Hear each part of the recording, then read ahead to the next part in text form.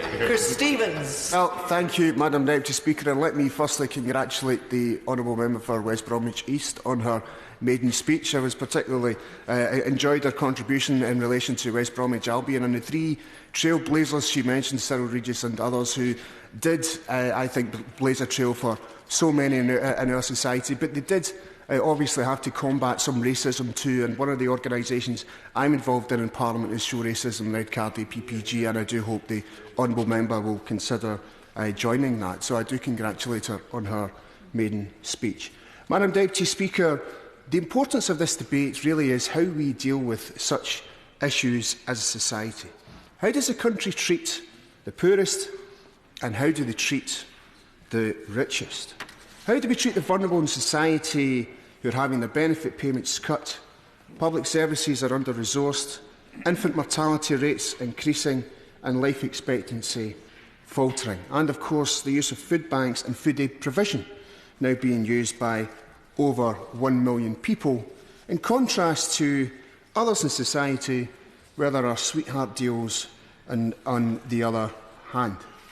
Now, I intervened on the Chief Secretary to the Treasury and asked him, and I think I'm going to concentrate a lot of my remarks on HMRC's resources and how we tackle tax evasion and avoidance. There is absolutely no excuse whatsoever for the HMRC's Wealthy Unit, that body responsible for dealing with tax avoidance and evasion, having a reduction of 80 posts in 1 year from 2018 to 2019. And to put that into perspective, there are 961 full-time equivalents in HMRC's Wealthy Unit, as opposed to the 1,400 full-time equivalents who are hired by the Department of Work and Pensions to tackle social security fraud.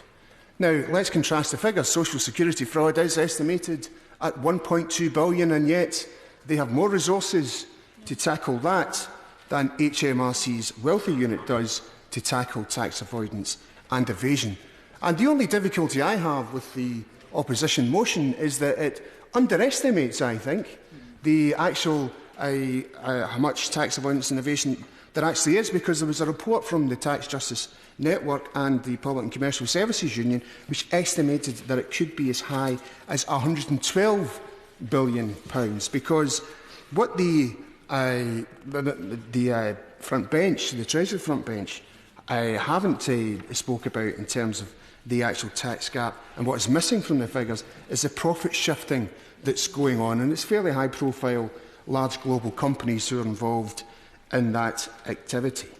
Now, you would think, Madam Deputy Speaker, that an issue such as chasing a large amount of money that's unpaid would ensure that the department is resourced accordingly, and over the last 10 years there would have been more resources pumped into HMRC, not less. But as both the Shadow Chancellor has said and my honourable friend from Glasgow Central have said, the number of HMRC staff over the last 10 years has reduced from 105,000 in 2010 to 62,000 today, a loss of 40,000 jobs in a department whose sole responsibility is to bring in revenue.